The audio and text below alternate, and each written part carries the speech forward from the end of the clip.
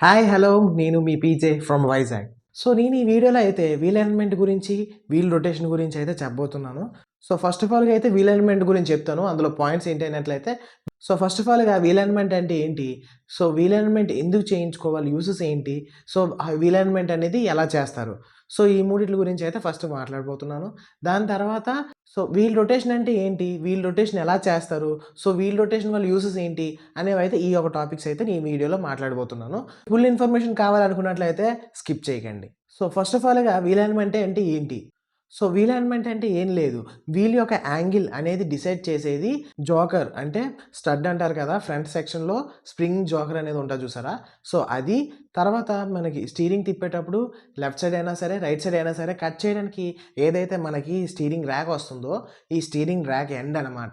So ఈ యొక్క end తర్వాత జోకర్, సో ఈ రెండిట్ల మీదే వీల్ యొక్క యాంగిల్ అనేది డిసైడ్ అయ్యి ఉంటదనమాట. సో మనం కార్ డ్రైవ్ చేసేటప్పుడు ఎక్కువగా హైవేస్‌లోను, రఫ్ రోడ్స్‌లోను ఇంకా డిఫరెంట్ టైప్స్ ఆఫ్ రోడ్స్‌లోను ఎక్కువగా ఇలాంటి వాతావరణంలో ఎక్కువ డ్రైవ్ చేయడం వల్ల ఈ ఇంపాక్ట్ అనేది సస్పెన్షన్ మీద పడుతుందనమాట. సో ఈ ఇంపాక్ట్ అనేది ఎప్పుడైతే సస్పెన్షన్ మీద పడుతుందో వీల్ యొక్క యాంగిల్ అనేది స్లైట్‌గా చేంజ్ అవుతుందనమాట.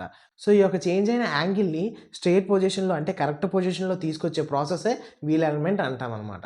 సో ఈ వీల్ అలైన్మెంట్ అనేది అవసరమా? వీల్ అలైన్మెంట్ అనేది మన కార్‌కి అవసరం పడుతుందా? లేదా? అనేది ఎలా తెలుసుకోవాలి? అనంతలు మనము ఎలా తెలుసుకోవాలి అనేది దాని గురించి మాట్లాడుకున్నట్లయితే, సో ఎప్పుడైనా సరే మనం లాంగ్ ఎళ్ళేటప్పుడు గానీ, లేదనంటే డ్రైవ్ చేసేటప్పుడు స్ట్రెయిట్ రోడ్డు కొంచెం దూరంగా స్ట్రెయిట్‌గా ఉంది అనే టైంలో మనం ఈ స్టీరింగ్ యాంగిల్ అనేది సెంటర్ పొజిషన్‌లో పెట్టి, సో 4 సెకండ్స్ పాటు చేతులనేది ఇలాగ స్టీరింగ్ వైకల్ నుంచి పైకి తీయాలనమాట. సో ఈ యొక్క తీసే టైంలో మీరు చేతులు స్టీరింగ్ వీల్ నుంచి పైకి తీసే టైంలో సో లెఫ్ట్‌కి కానీ, రైట్‌కి కానీ వెహికల్ అనేది అలా ఎళ్ళిపోతుంది లేదా పుల్లింగ్ అవుతుంది అన్నట్లయితే మీ యొక్క కార్‌కి అలైన్మెంట్ అయితే చేయించాలి. సో నెక్స్ట్ ఏంటంటే వీల్ అలైన్మెంట్ అనేది ఎలా చేస్తారు? సో దీని గురించి మనం మాట్లాడుకున్నట్లయితే వీల్ అలైన్మెంట్ కంటే ఒక సెపరేట్ మిషనరీ ఉంటుంది. సెన్సార్స్ ఉంటాయన్నమాట. సో ఎప్పుడైతే ఈ వీల్ అలైన్మెంట్‌కి కేటాయించిన ఆ యొక్క ప్లేస్‌లో ఈ కార్ అనేది తీసుకెళ్ళి పొజిషన్‌లో పెడతారనమాట. సో వెహికల్ ఉండాల్సిన పొజిషన్‌లో వెహికల్ అనేది పెడతారు. సో అప్పుడు ఏం చేస్తారు అన్నట్లయితే 4 టైర్‌లకి 4 సెన్సార్‌లు పెడతారు. సో వీల్ అలైన్మెంట్‌కి అయితే కెమెరాస్ ఇస్తారనమాట. సో ఈ యొక్క కెమెరాస్ అనేవి సెన్సార్ యొక్క పొజిషన్స్ అయితే చూసుకుంటూ ఉంటాయన్నమాట. సో ఈ యొక్క ప్రాసెస్‌లో వెహికల్‌ని ముందుకి, వెనక్కి జరుపుతారు. అదే కాకుండా స్టీరింగ్ అనేది ఫుల్‌గా రైట్‌కి కట్ చేస్తారు. అదే విధంగా లెఫ్ట్‌కి కట్ చేస్తారు. సో ఈ అంతా ప్రాసెస్ అంతా అయిపోయిన తర్వాత సో స్టీరింగ్ యొక్క యాంగిల్ అనేది ఎంత డిఫరెన్స్ ఉంది? సో ఎంత మనం చెయ్యాలి? సో ఎంత డిఫరెన్స్ ఉంది? సో స్ట్రెయిట్ పొజిషన్‌లో తీసుకురావాలన్నట్టయితే ఎంత చేయాలనేదైతే మనకైతే చూపిస్తుందనమాట. దాని ప్రకారంగా ఆ యొక్క కెమెరాస్ అనేవి కంటిన్యూగా మన ఈ యొక్క సెన్సార్‌ని రీడ్ చేసుకుంటాయి కాబట్టి, సో స్టీరింగ్ ర్యాక్ యొక్క ఎండ్ ఇంకా జోకర్ యొక్క ఎండ్, సో జోకర్ దగ్గర అడ్జస్ట్‌మెంట్. సో ఈ రెండిట్ల దగ్గర అడ్జస్ట్‌మెంట్ చేయడం వల్ల వీల్ అనేది కరెక్ట్ యాంగిల్‌లో అయితే ఇలా తీసుకొస్తారనమాట. సో ఈ యొక్క చేసే ప్రాసెస్ అంతటిని కూడా వీల్ అలైన్మెంట్ అంటారనమాట. సో వీల్ అలైన్మెంట్‌లో ఏ పార్ట్స్‌ని అడ్జస్ట్ చేస్తారు? సో వాటి పేరేంటి అన్నట్లయితే టోయ్, అంటే స్టీరింగ్ ర్యాక్‌ని అడ్జస్ట్ చేసేదాన్ని, సో స్టీరింగ్ ర్యాక్ అడ్జస్ట్‌మెంట్‌ని టోయ్ అంటారనమాట.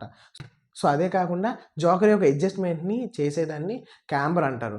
సో అలైన్మెంట్ చేసేటప్పుడు మీరు చూడొచ్చు టోయ్ అండ్ క్యాంబర్ అనేదైతే అక్కడ మెన్షన్ చేసి ఉంటుంది. సో వాటి యొక్క యాంగిల్స్ అనేవి సైడ్ మెన్షన్ చేసి ఉంటాయి. రెండిటిని అడ్జస్ట్‌మెంట్ చేయడం వల్ల వీల్ యొక్క యాంగిల్ అనేది, సో వీల్ యొక్క యాంగిల్ అనేది స్ట్రెయిట్‌గా తీసుకొస్తుంది. క్యాంబర్ ఏం చేస్తుంది అన్నట్లయితే, క్యాంబర్ అనేది సో వీల్ అనేది ఈ పొజిషన్‌లో ఉందా? స్ట్రెయిట్ పొజిషన్‌లో ఉందా? అనేది సో క్యాంబర్ అయితే అడ్జస్ట్ చేస్తదనమాట. వీల్‌ని ఈ యాంగిల్‌లో అడ్జస్ట్ చేస్తది. సో అదే కాకుండా టో ఏం చేస్తది అన్నట్లయితే స్ట్రెయిట్‌కి కట్ చేయడం కానీ, లెఫ్ట్‌కి కట్ చేయడం కానీ ఈ యొక్క యాంగిల్‌ని టోయ్ అనేది అడ్జస్ట్ చేస్తదనమాట. సో సెన్సార్స్ అనేవి కంటిన్యూగా మానిటర్ చేస్తాయి కాబట్టి మనకు అలైన్మెంట్ సిస్టమ్‌లో చూసుకుంటూ ఈ యొక్క అడ్జస్ట్‌మెంట్ అనేది చేస్తారనమాట. అలైన్మెంట్ చేయించుకోకపోతే ఏమవుతుంది? టైం ప్రకారంగా అలైన్మెంట్ చేయించుకోకపోతే ఏమవుతుంది అన్నట్లయితే, టైర్ అనేది ఫాస్ట్‌గా అరిగిపోతుందనమాట. అయితే ఇన్నర్ లేదా ఔట్ సైడ్ అనేది ఫాస్ట్‌గా అరిగిపోయి టైర్ అనేది ఎక్కువ కాలం రావాల్సింది కాస్త చాలా ఫాస్ట్‌గా అరిగిపోయి మనకు బిల్లు పడుతుందనమాట. సో వీల్ అలైన్మెంట్ షెడ్యూల్ ప్రకారంగా చేయించుకోకపోయినట్లయితే ఈ ఎఫెక్ట్ అనేది సస్పెన్షన్ మీద కూడా పడే అవకాశం చాలా ఎక్కువైతే ఉంది. మనం నెక్స్ట్ ఫేజ్‌కి వెళ్ళిపోయినట్లయితే టైర్ రొటేషన్, అంటే వీల్ రొటేషన్ ఎందుకు చేస్తారు? సో వీల్ రొటేషన్ అంటే ఏంటి? ఎందుకు చేస్తారు? వీల్ రొటేషన్ అంటే ఏంటి అన్నట్లయితే, ఫ్రంట్ టైర్స్‌ని వెనక్కి వేస్తారనమాట. వెనక్ టైర్స్‌ని ముందుకు వేస్తారు. క్రాస్‌గా లేదా స్ట్రెయిట్‌గా. సో ఎందుకు వేస్తారు? దీనివల్ల యూసెస్ ఏంటి అన్నట్లయితే, ఇప్పుడు మీ యొక్క వెహికల్ అనేది ఫ్రంట్ వీల్ డ్రైవ్ అనుకోండి. వెనక వీల్స్ కన్నా ఫ్రంట్ వీల్స్ అనేవి చాలా ఫాస్ట్‌గా అరుగుతాయి. అదే కాకుండా మీ యొక్క వెహికల్ అనేది రియర్ వీల్ డ్రైవ్ అనుకోండి. ఫ్రంట్ కన్నా రియర్ వీల్స్ అనేవి చాలా ఫాస్ట్‌గా అరుగుతాయన్నమాట. 4 టైర్స్‌ని సమానంగా ఉంచడం కోసం టైర్ రొటేషన్ చేస్తూ ఉండాలి. సో, టైర్ రొటేషన్ కానీ చేయించకుండా అదే పద్ధతిలో ఉంచారు అన్నట్లయితే వీల్ అనేది త్వరగా అరిగిపోవడం, తర్వాత అలైన్‌మెంట్ అనేది త్వరగా చేంజ్ అయిపోవడం, లేదా అలైన్‌మెంట్ అనేది పాడవడం ఇలాంటివైతే జరుగుతూ ఉంటాయి. టైర్ రొటేషన్ అనేది ఎలా చేయాలి అన్నట్లయితే ఫ్రంట్ వీల్స్‌ని క్రాస్‌గా వెనక్కి తెచ్చి, వెనక వీల్స్‌ని అయితే క్రాస్‌గా ముందుకు వేస్తారు. సో, ఇది మొదటి పద్ధతి. ఫ్రంట్ వీల్స్‌ని స్ట్రెయిట్‌గా వెనక్కి వేసి, వెనక వీల్స్‌ని అయితే స్ట్రెయిట్‌గా ముందుకు వేస్తారు. సో, అలైన్‌మెంట్ ఎవ్రీ 7,500కి 8,000 చేయించమంటారు కానీ అవసరం లేదు. ఎందుకు అన్నట్లయితే ఎవ్రీ 7,500కి ఒకసారి టైర్ రొటేషన్ చేయించుకొని, ఎవ్రీ 15,000కి ఒకసారి వీల్ అలైన్‌మెంట్ చేయించుకుంటే సరిపోతుంది. సో, అంతేగాని ఎక్కువగా వేస్ట్‌గా ఎవ్రీ 8,000కి ఒకసారి అలైన్‌మెంట్ చేయించుకోవడం వల్ల వేస్ట్ ఆఫ్ ఖర్చే తప్ప దానివల్ల ప్రయోజనం లేదు. ఎవ్రీ 7,500కి టైర్ రొటేషన్ చేయించుకుంటున్నారనుకోండి, వీల్ అలైన్‌మెంట్ 15,000కి ఒకసారి చేయించుకుంటే సరిపోతుంది. ఐ హోప్ నీకు అర్థమైందని అనుకుంటున్నాను. సో, నీకు అర్థం కానట్లయితే కామెంట్‌లో చెప్పండి.